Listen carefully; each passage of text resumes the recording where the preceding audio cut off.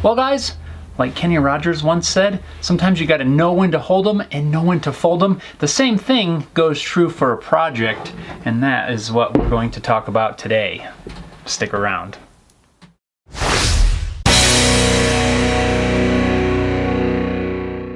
I have been wanting to do a wood and epoxy guitar body for a long time. I've had these live edge pieces of maple for over a year. I ordered the epoxy, the pigment, and I've done what I felt was all the research that I needed to do. I forgot one important thing when working with epoxy. But before we get to that, let's jump into how I got to where we are right now. This project got off to a great start, very similar to many other projects, cutting the pieces down to the same size. Then I took some plywood that was reclaimed from an old project. It's got some finish on it, and I thought it would work really well to help keep the epoxy from sticking to the plywood. Here I'm just cutting it down into a few thin strips that'll help me make the form. I want to make sure that when I pour the epoxy that it sticks really well to the live edge of this maple. So now I'm just going to spend a few minutes making sure the edges are nice and clean.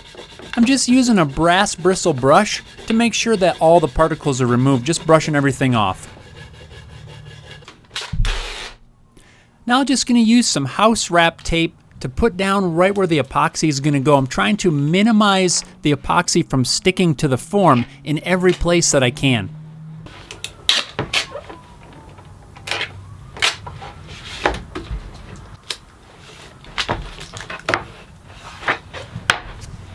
Now I can drop in my pieces of maple.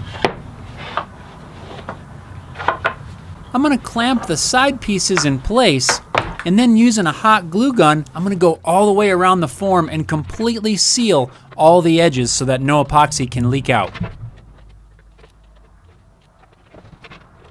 I think this thing is sealed up good enough. I want to make sure this is nice and level before we mix up some epoxy.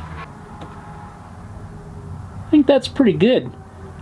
Just shimmed up one side with a little piece of cardboard. So before we begin mixing up epoxy, we have to determine roughly how much we need to mix up. I'm okay if we mix up a little bit over, but I don't want too much over, but I also don't want to have to go back and mix up another batch. We need to calculate the volume of the cavity, so we're going to multiply the length of the piece times the width of the piece times the thickness of the epoxy we're going to pour. So that gives us about 90 square inches. Now we're going to convert that into milliliters by multiplying by 16.387.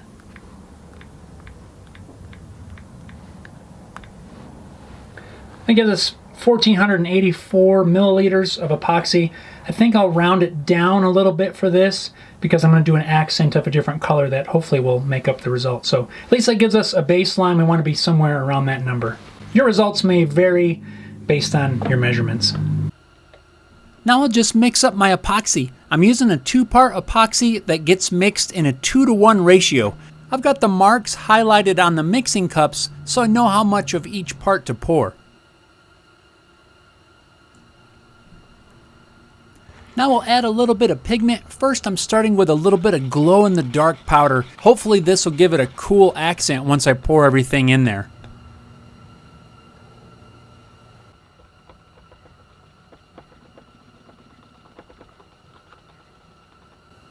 Ooh, that's cool.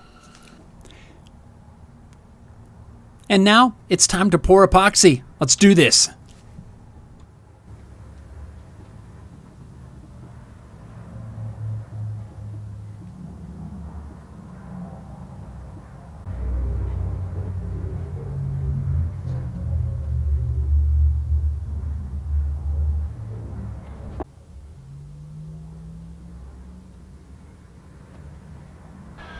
The last step of the epoxy pour is to use a heat gun or a blowtorch to heat the epoxy, which helps draw the bubbles out. As I was doing this process, there was a lot of bubbles coming to the top and the surface was getting nice and clear. I thought we were good to go.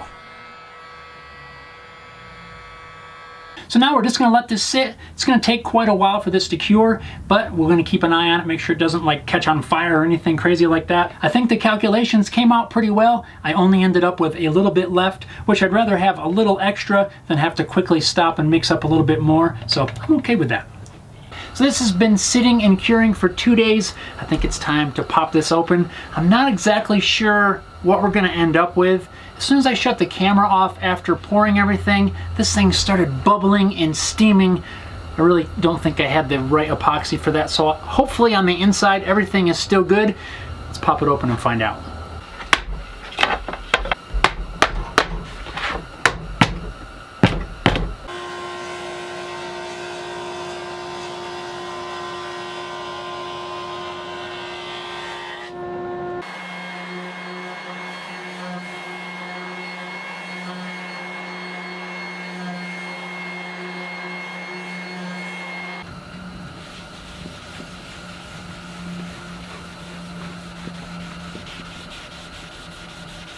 It looks pretty cool.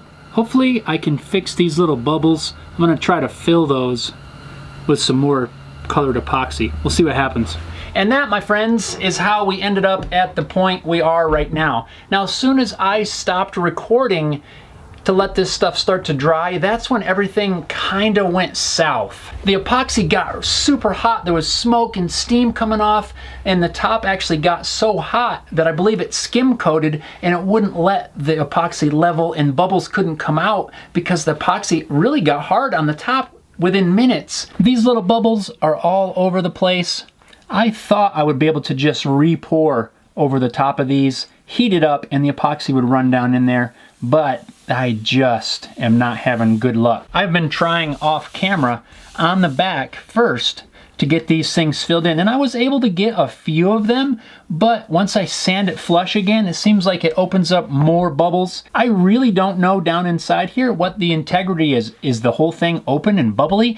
I'm not quite sure, and that's why I feel like I need to put this aside and move on. So what do I feel like was the problem of this? Well, I think from the beginning I probably had either the wrong hardener for this epoxy or I had the completely wrong epoxy for this application. There are different hardeners that result in different curing times, and I probably needed one that set a lot slower. I think that would have made a big difference, or maybe a whole different formulation of epoxy. I'm not 100% sure. What are some things that maybe I could have done to prevent this? Well, I think really I could have just poured it in smaller pours and let it cure, and then pour another one on top. I'll do a lot smaller pours instead of a big thick pour. Probably would have had a lot better results, but I just didn't think that far into it. This is really the first time I've worked with this amount of epoxy ever, so I really didn't know what to expect going into it, but that's how you learn stuff. Sometimes you gotta make mistakes. You gotta break some eggs to make an omelet, right? Isn't that what they say? And mistakes are proof that you were trying. So guys, make sure you weigh in down in the comments. Let me know what you feel like I could have done differently to prevent this. Also, if you have any easy suggestions for filling these bubbles. Like I said, I've tried pouring on top of it and it won't fill it. I don't know, maybe I'm out of luck, but weigh in, guys. I'd love to hear from you. Let me know what your thoughts are. Thanks a lot for watching. We'll see you next time.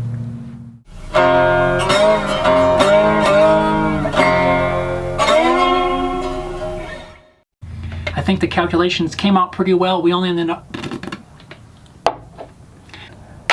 Oh, I just threw the remote control for the camera right in some epoxy. Oh no. Oh, look at that. Epoxy right on it. Great. If you guys are wondering why I'm not talking too much this part of the video, I'm just getting over what I believe is the flu. Still don't feel 100%, but definitely better than I did several days ago. So I hope all you guys are able to stay healthy and avoid the flu or sickness of any kind, because this was a rough one.